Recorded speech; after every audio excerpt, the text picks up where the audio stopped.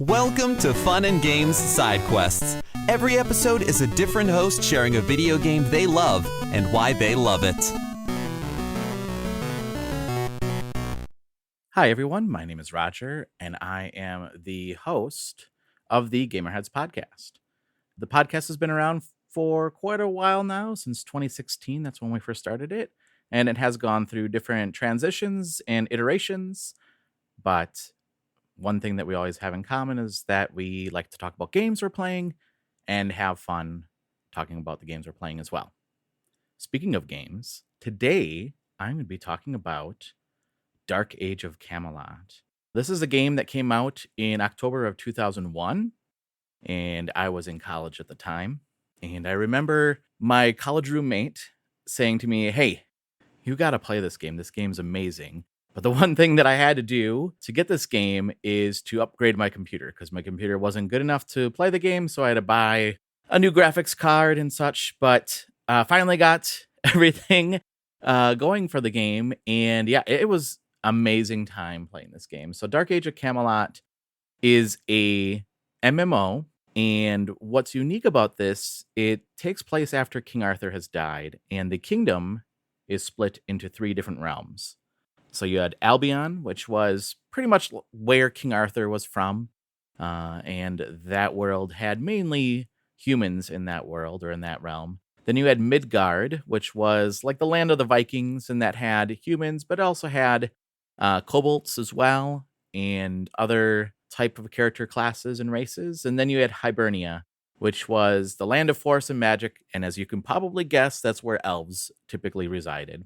And what was cool about this game was that depending on what realm you chose, drove what types of character classes and races you could choose from. So I played a kobold druid, which mainly, I had some attack as well, but mainly I was used for support for my team, and I was the healer.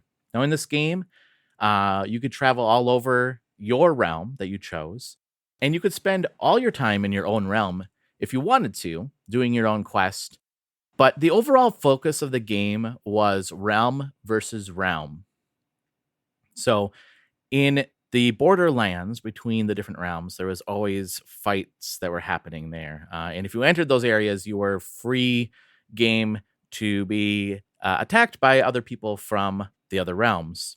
And each week they would show the progress of each realm and how it's going and the progress of taking over those borderlands.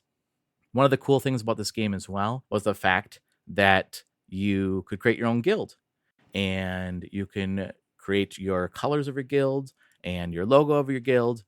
And then when you had that all set up, your members of your team could wear cloaks that were of that guild. And our guild was called Cavalry of Vengeance, or COV. What made this game so epic was not so much the fact that you can go on these quests and, complete those quests with your own character. There was cool quests for sure.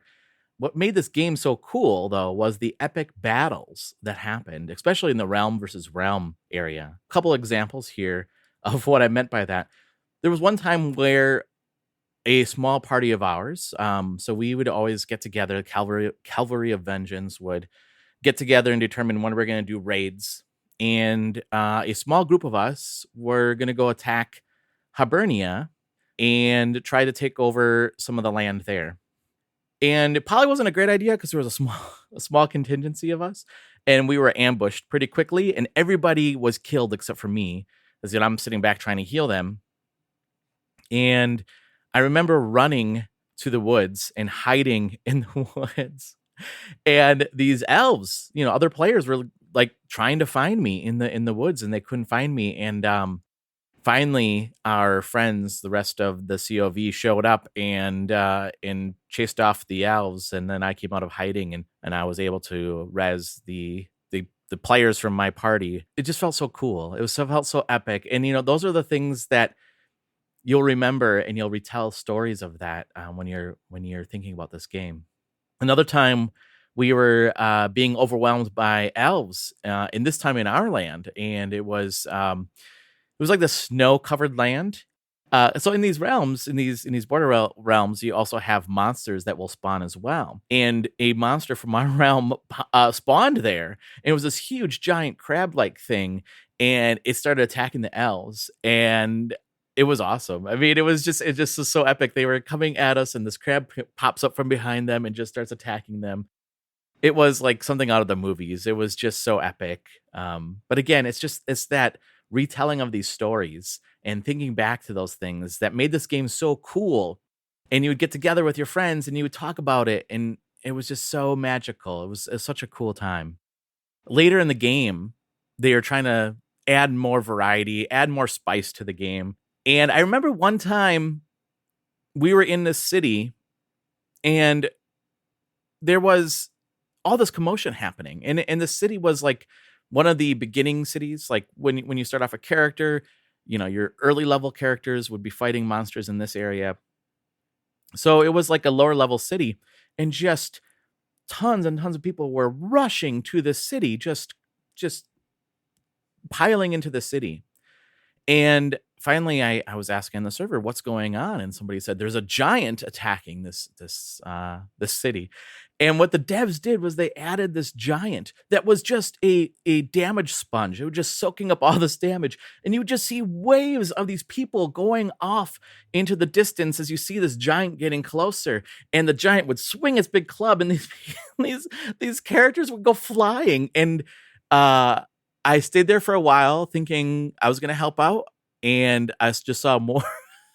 I saw more and more people getting attacked and basically slaughtered by this giant.